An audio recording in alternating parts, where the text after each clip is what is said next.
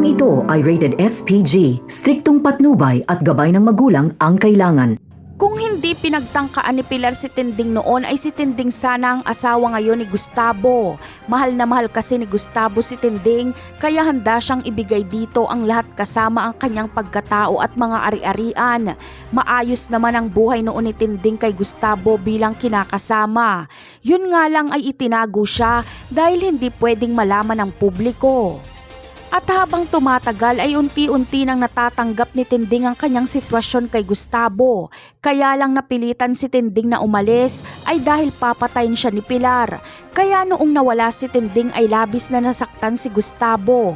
Walang kaalam-alam si Gustavo na sinubukang patay ni Pilar si Tinding. Sa labis na pangungulila ni Gustavo kay Tinding ay inaliw niya ang kanyang sarili sa ibang babae at ito na nga ay si Jackie.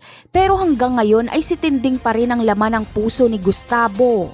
Sa kasalukuyang eksena naman ay tagumpay nga ang pagpapadukot ni Pilar kay Tinding. Pero hindi magtatagumpay si Pilar na makuha mga titulo dahil wala naman ito kay Tinding kundi na kay Marites na.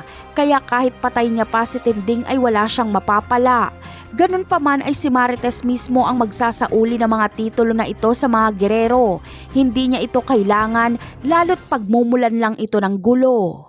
Samantala, diskumpiyado si Rigor sa lakad nila Colonel Romero kaya aalamin niya kung saan ito pupunta.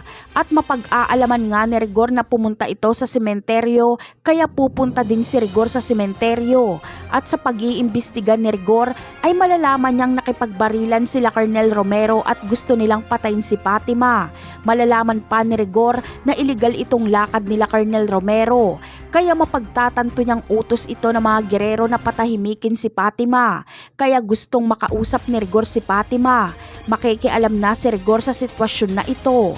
Napakarami pa nating dapat abangan sa mga susunod na episode. Paalam!